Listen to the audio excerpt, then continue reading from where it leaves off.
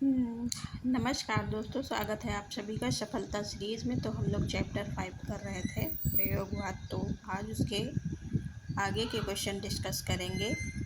तो आज का वो पहला क्वेश्चन है कि अज्ञेय की रचना है। तो अज्ञेय की रचना कौन सी है? कुरुक्षेत्र, हुंकार है, या फिर हरी घास पर क्षण भर है, या पवन दूत है। तो अज्ञेय की रचना सबको पता होगा, हरी घास पर क्षण भर है। चलिए यहाँ कुछ पॉइंट डिस्कस करते हैं। हरी घास पर क्षण भर, पावरा अहेरी आंगन के पार द्वार, अरियो करुणा प्रभा में कितनी नाव में कितनी बार, सागर मुद्रा क्योंकि मैं उसे जानता हूँ, क्योंकि मैं सन्नाटा बुनता हूँ। यहाँ पे होगा असाध्य वीड़ा है, चिंता है, तथा इत्यलम आदि प्रयोगवादी कवि अज्ञेय की रचनाएं हैं। कुरुक्षेत्र तथा ओंकार रामधारी सिंह दिनकर की हैं, तथा पवन दूत हरिदास की रचना है। अगला क्वेश्चन है कि कुआनो नदी कविता संग्रह के कवि है। तो कुआनो नदी जो है त्रिलोचन का है, या फिर भारत भूषण अग्रवाल का है, अज्ञेय का है, या फिर सर्वेश्वर दयाल सक्सेना का है। तो कुआनो नदी जो है सर्वेश्वर दयाल सक्सेना का हो जाएगा। ऑप्शन डी यहाँ पे राइट हो जाएगा। चलिए इम्पॉर्टेंट पॉइंट डिस्कस करते हैं। तो कुआनो नदी, खूंटियों पे टंगे लोग, जंगल का दर्द, एक सूनी नाव, गर्म हवाएं, काठ की घंटियाँ, बाँस का पुल आदि नई कविता के प्रमुख कवि सर्वेश्वर दयाल सक्सेना के द्वारा लिखी गई काव्य कृतियाँ हैं। हरी घास पर क्षण भर, आंगन के पार द्वार, अरि करुणा प्रभा में कितनी नाव में कितनी बार, सागर मुद्रा, असाध्य बीड़ा, तिलम आदि अज्ञेय की कृतियाँ हैं। जबकि धरती दिगंत, उस पद का जनपद हूँ आदि जो है त्रिलोचन की हैं, तथा ओ अप्रस्तुत मन भारत भूषण अग्रवाल की काव्य कृति है। अगला क्वेश्चन है कि निम्नलिखित में से तार सप्तक में कौन सा कवि शामिल नहीं है। तो तार सप्तक में यहाँ पे रामधारी सिंह दिनकर नहीं आएंगे और सारे आएंगे, यानी कि प्रभाकर माझवे, नेमी चंद्र जैन और भारत भूषण अग्रवाल जो है तार सप्तक के कवि हैं। रामधारी सिंह दिनकर अज्ञेय द्वारा तार सप्तक में प्रकाशित किए गए कवियों में शामिल नहीं थे। हुंकार, रेणुका आदि दिनकर की रचनाएं हैं। तार सप्तक का प्रकाशन अज्ञेय के संपादित्व में 1943 ईस्वी में हुआ था। तार सप्तक निम्नलिखित 7 कवियों की रचनाओं का सम्मिलित किया गया है, जिसमें जो है नेमी चंद्र जैन है, मुक्तिबोध है, भारत भूषण अग्रवाल है, प्रभाकर मार्चवे हैं, गिरजा कुमार माथुर, राम विलास शर्मा तथा अज्ञेय आते हैं। अज्ञेय द्वारा 1951 में दूसरा सप्तक तथा 1959 में तीसरा सप्तक का प्रकाशन किया गया है। अगला क्वेश्चन है कि अंधेरे में नामक प्रसिद्ध कविता के रचनाकार कौन है। तो ये हो जाएंगे गजानन माधव, मुक्तिबोध। ऑप्शन डी यहाँ पे राइट हो जाएगा। चलिए अगला क्वेश्चन देखते हैं। क्वेश्चन क्या है अगला? विजय देव नारायण शाही का काव्य संग्रह है। अनागता की आंखें, मछली घर, धरती और स्वर्ग, सूर्य का स्वागत। तो विजय देव नारायण शाही का काव्य संग्रह ऑप्शन बी हो जाएगा, मछली घर, है ना।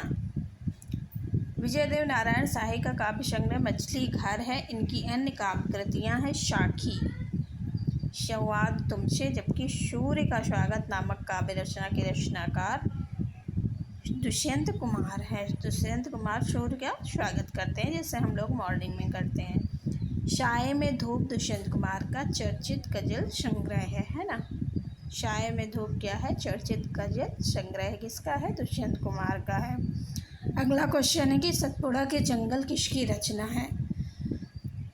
तो सतपुड़ा के जंगल के बारे में चर्चा कर चुके हैं हम कई बार। तो ये हो जाएगा भवानी प्रसाद मिश्र का। ऑप्शन ए राइट हो जाएगा। चलिए यहाँ पे कुछ जो है भवानी प्रसाद मिश्र जी की कृतियाँ देख लेते हैं, जिसमें गीत फरोश है, बुनी हुई रस्सी है, खुशबू के सिदालक का, गांधी पंचसती है, अंतर्गत है, नीली रेखा तक है, कालजयी क्या है? खंड काव्य है, और त्रिकाल संध्या है। उसके बाद आते हैं केदारनाथ अग्रवाल की प्रमुख कृतियाँ क्या हैं, देख लेते हैं। युग की गंगा, फूल नहीं रंग बोलते हैं, आपका आईना, मन मार प्यार की थापे और आत्मगंध जो हैं केदारनाथ अग्रवाल की काव्य कृतियाँ हैं। अगला क्वेश्चन है कि आत्महत्या के विरुद्ध कविता संग्रह है, कविता संकलन के कवि के हैं। आत्महत्या के विरुद्ध किसका है, रघुवीर सहाय का। ऑप्शन सी यहाँ पे राइट हो जाएगा। आगे के संपादन में 1951 में प्रकाशित दूसरे सप्तक के प्रमुख कवि रघुवीर सहाय की प्रतिनिधित रचनाएं आत्महत्या के विरुद्ध हंसो हंसो जल्दी हंसो, लोग भूल गए हैं तथा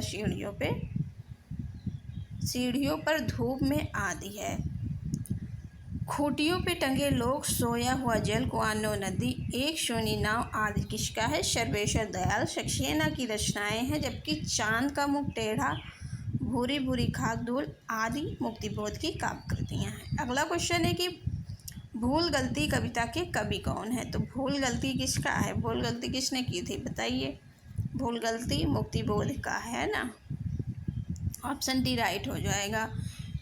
चलिए यहाँ पे कुछ पॉइंट दिए गए हैं, उसको डिस्कस करते हैं। तो भूल गलती, ब्रह्मराक्षस, चांद का मुँह टेढ़ा, अंधेरे में पूरी पूरी घाघ धूल, गजानन माधव मुक्तिबोध की प्रमुख काव्य रचनाएं हैं।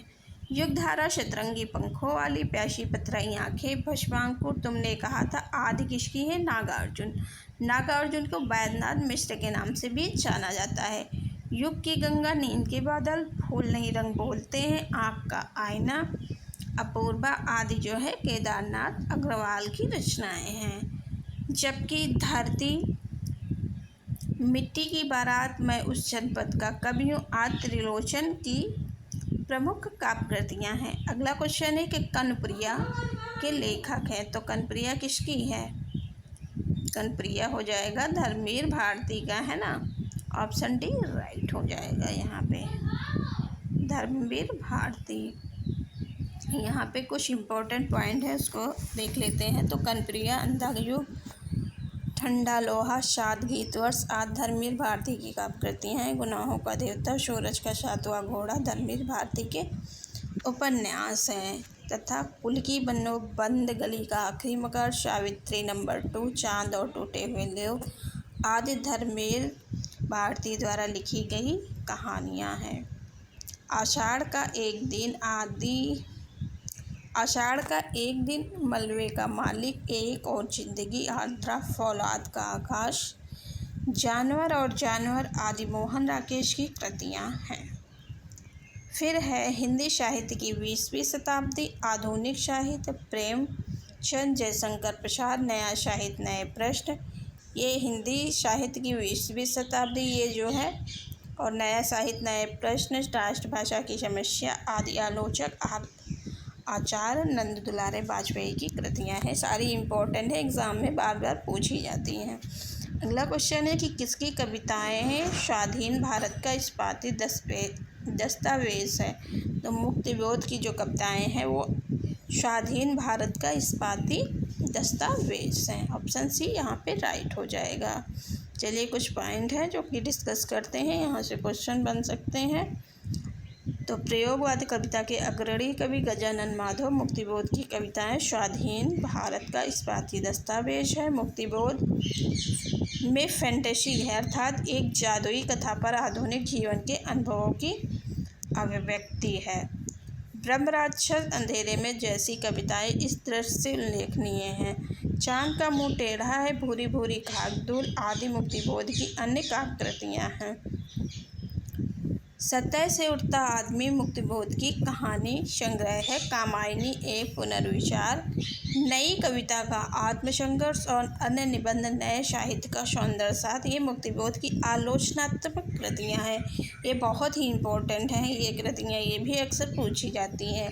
अगला क्वेश्चन है कि पृथ्वी कल्प किसकी रचना है। तो पृथ्वी कल्प जो है कितनी बार डिस्कस किए हैं इस पर, है ना। तो ये किसका है, गिरजा कुमार माथुर का, ऑप्शन भी राइट हो जाएगा। यहाँ पे इम्पोर्टेंट पॉइंट है, चलिए डिस्कस कर लेते हैं। तो प्रयोगवादी कविता के प्रमुख कवि गिरजा कुमार माथुर द्वारा रचित काव्य कृतियाँ कौन कौन सी हैं देख लेते हैं। पृथ्वी कल्प है, कल्पांतर है, ऐसे है देशांतर। देशांतर किसकी, कमेंट बॉक्स में बताइएगा। छाया मत छूना, शिला पंख चमकीले, भीतरी नदी की यात्रा, साक्षी रहे वर्तमान, धूप के धान, नाश और निर्माण, मंजीर। ये सब कृतियाँ हैं गिरजा कुमार माथुर की। फिर अगला है अज्ञे द्वारा संपादित 1943 ईस्वी पर प्रकाशित तार सप्तक के कवि। गिरजा कुमार माथुर की कविताएं जो है सामाजिक यथार्थ के प्रति आग्रह, इम्पोर्टेंट पॉइंट है ये, नए बिंबों प्रतीकों में मानव का प्रयोग, रोमांटिक भावना, सौंदर्यबोध तथा शिल्प के प्रति सजगता दिखाई पड़ती। इम्पोर्टेंट है ना कथन ये। अगला क्वेश्चन है कि अमन के राग के लेखक कौन है। तो अमन का राग कौन करता है, शमशेर बहादुर सिंह, है ना। ऑप्शन सी यहाँ पे राइट हो जाएगा। चलिए इसके अलावा जो है शमशेर बहादुर सिंह की कुछ कविताएं दी गई हैं, देख लेते हैं। अमन का राग शलोना जिस्म, कैसा जिस्म, शलोना, आओ ना तथा इतने अपने पास नामक कविताएं के रचयिता प्रयोगवादी काव्यधारा के कवि शमशेर बहादुर सिंह है। शमशेर बहादुर सिंह किस सप्तक से आते हैं ये आप लोग को बताना है, क्योंकि कई बार हम ट्रिक से भी बता चुके हैं, तो कमेंट बॉक्स में बताइएगा। मुक्तिबोध की कविताओं में चांद का मुख टेढ़ा, लकड़ी का रावण अंधेरे में, ब्रह्म राक्षस प्रमुख है। दूसरे सप्तक के कवि भवानी प्रसाद मिश्र की प्रमुख कृतियाँ देख लेते हैं। सतपुड़ा के जंगल, इदम नमहम, गीत फरोश, कमल के फूल, वाड़ी की दीनता तथा टूटने का सुख। ये टूटने का सुख एग्ज़ाम में पूछा गया है। सतपुड़ा के जंगल तो पूछा ही गया है, ये गीत फरोश भी पूछा गया, यानी कि सब इम्पोर्टेंट, क्योंकि इनको साहित्य दिया गया है ना। अगला क्वेश्चन है अतिरेकवादी पूर्णता की तुष्टि करना कब रहा आसान। मुक्तिबोध द्वारा किया गया यह कथन किस विशेष मनस्थिति का द्योतक है। तो चलिए देख लेते हैं। इसमें है असहायता, भूखों के दुराग्रह से उत्पन्न असहाय स्थिति है, या कभी पूरा न करने की लाचारी है, या फिर राक्षसी वृत्ति का सामना न कर पाने की चिंता है। तो अतिरेकवादी पूर्णता की तुष्टि करना कब रहा आसान। मुक्तिबोध द्वारा किया गया यह कथन भूखों के दुराग्रह से उत्पन्न असहाय स्थिति इसमें दिखाया गया है। यहाँ पे ऑप्शन भी राइट हो जाएगा, है ना। चलिए अगला क्वेश्चन देखते हैं। क्वेश्चन है कि प्रगतिवादी कवियों में अपनी विचारधारा से कट्टरता पूर्वक जुड़े रहने वाले कवि कौन हैं। तो यहाँ पे बताना है कि प्रयोगवादी कवियों में अपनी विचारधारा से कट्टरतापूर्वक जुड़े रहने वाले कवि, यानी कि यहाँ प्रगतिवाद बताना, प्रयोगवाद नहीं बताना, है ना। पंथ है, मुक्तिबोध है, और जो है भगवती चरण वर्मा है, या फिर दिनकर जी हैं। तो यहाँ पे मुक्तिबोध हो जाएंगे। ये प्रगतिवादी कवियों में अपनी विचारधारा से कट्टरता पूर्वक जुड़े रहने वाले कवि थे।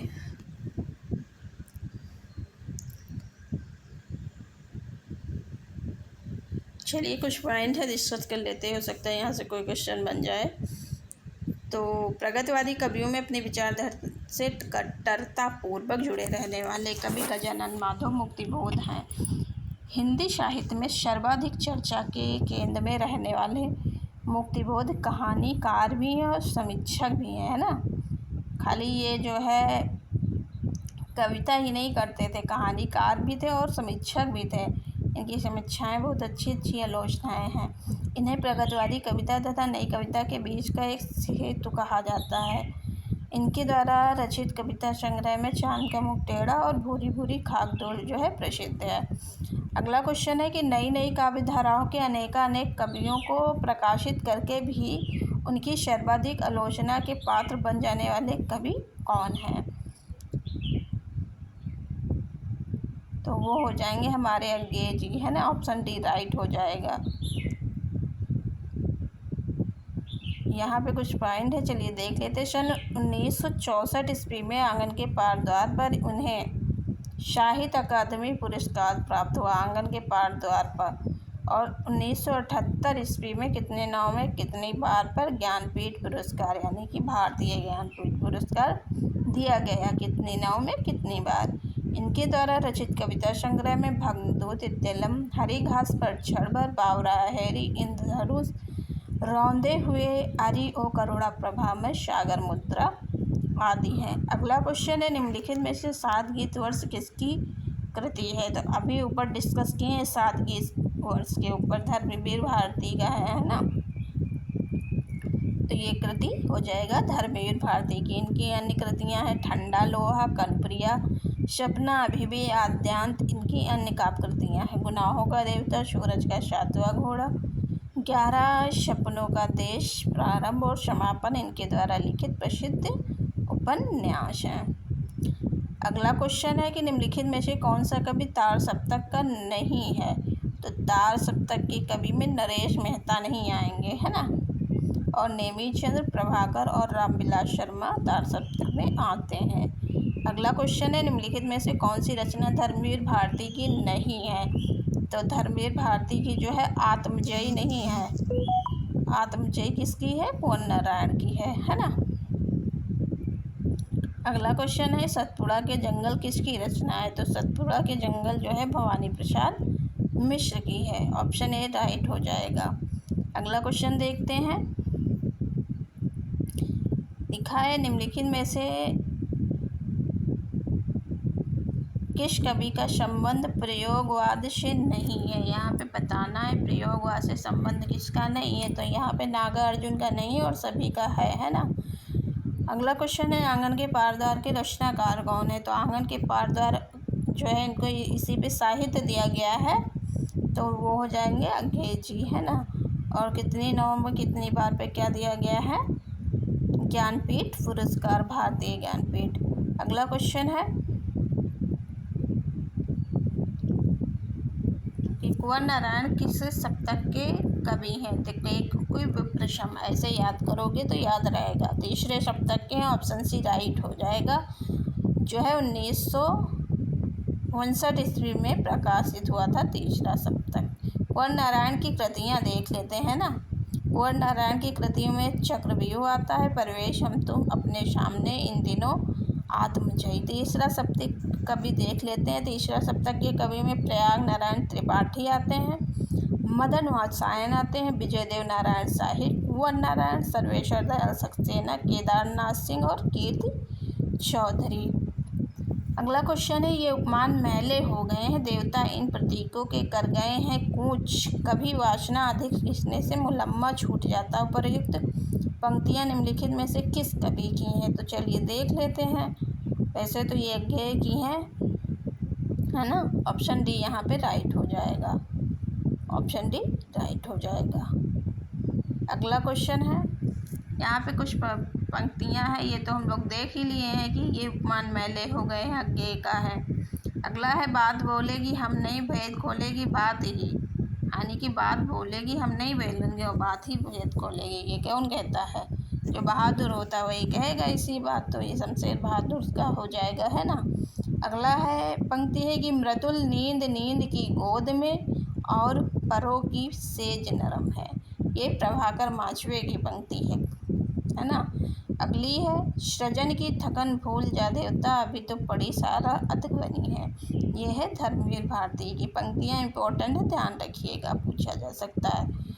अगला क्वेश्चन है निम्नलिखित में से किस रचना में पौराणिक चरित्र नचिकेता के माध्यम से कवि अपना मत व्यक्त करता है। तो ये भी कई बार चर्चा किया गया है ऊपर। तो ये हो जाएगा आत्मजयी में, है ना। अगला क्वेश्चन है, थोड़ा सा ब्लर हो रहा है। निम्नलिखित में से किनका संबंध सच्चिदानंद हीरानंद वात्सायन अज्ञेय से है। तो यानी कि ये कविताएं हैं, कविताओं में से पूछा जा रहा है। तो आत्मचेतस है या फिर विचार कविता है। बावराहरी जापानी लोक कथा का रचनात्मक उपयोग है। तो यहाँ पे ऑप्शन ए और सी राइट हो जाए। विचार कविता को छोड़कर आत्मचेतस, बावराहरी और जापानी लोक कथा का रचनात्मक उपयोग, यानी कि यहाँ पे ऑप्शन डी राइट हो जाएगा, है ना। अगला क्वेश्चन है कि असाध्य बीड़ी किसकी रचना है। असाध्य बीड़ा सबको पता होगा, अज्ञेय की, क्योंकि नेट के सिलेबस में भी लगा हुआ है। अगला क्वेश्चन देखते हैं कि ब्रह्म राक्षस किसकी कविता है। तो ब्रह्म राक्षस जो हो जाएगी मुक्ति बोध की। यहाँ पे इम्पोर्टेंट है मुक्तिबोध की रचनाएं हैं नागार्जुन, अज्ञेय की और दिनकर की, तो देख लेते हैं, है ना, रिवीजन हो जाएगा। ब्रह्म राक्षस कविता के रचनाकार मुक्तिबोध। इनकी अन्य रचनाओं में चांद का मुंह टेढ़ा, काठ का सपना, सतह से उठता आदमी, अंधेरे में भूरी भूरी खाक धूल इत्यादि।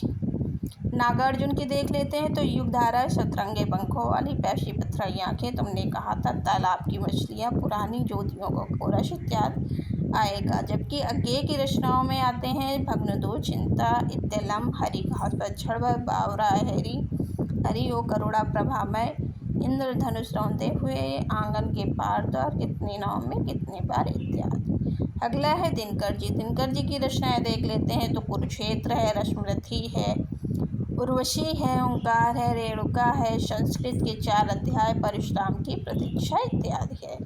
अगला क्वेश्चन है कि किस साहित्यकार का संबंध मध्य प्रदेश से है।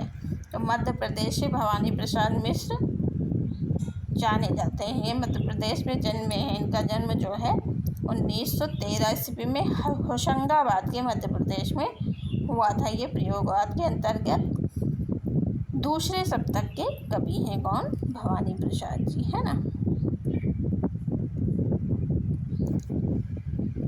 अगला क्वेश्चन है, जी हाँ, आज का ये लास्ट क्वेश्चन है ना।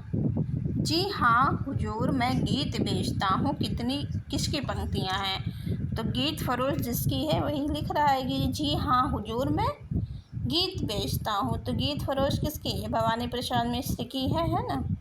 ऑप्शन सी यहाँ पे राइट हो जाएगा। भवानी प्रसाद मिश्र जो है दूसरे शतक के कवि हैं। दूसरा शतक का प्रकाशन कब हुआ था? तो 1951 में हुआ था, है ना।